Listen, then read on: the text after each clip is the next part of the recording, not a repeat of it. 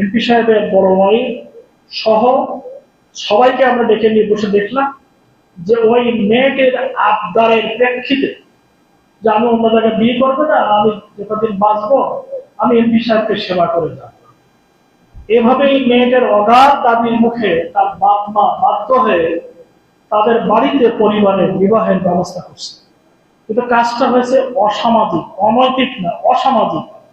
এই অসামাজিক কাজের কারণে জামাত ইসলামীর পক্ষ থেকে এমপি সাহেবের সংগঠন থেকে সম্পূর্ণ তাকে বহিষ্কার করে দেওয়া হয়েছে। বহিষ্কার করা হয়েছে, তার এমপি পদও বাতিল হয়েছে, তার এমপি পদও বাতিল হয়েছে।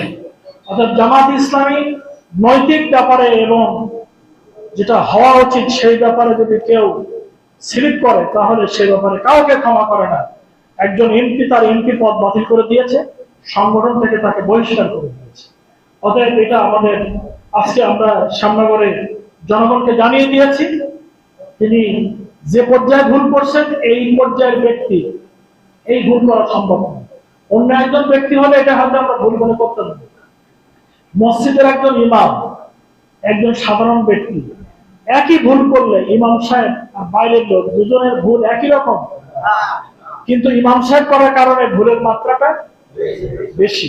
সে কারণে ওনার দিকে তাকিয়ে যে আপনার মতন ব্যক্তির জন্য এই ভুলটা অন্যরা করলে হয়তো আমরা মাফ করতাম, কিন্তু আপনার জন্য এটা মাফ করা হবে।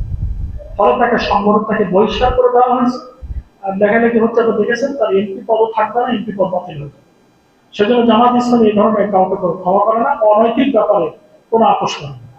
আমি আপনাদের কাছে দোয়া চাই, শিবপুর ইউনিয়নের যত সমস্যা আছে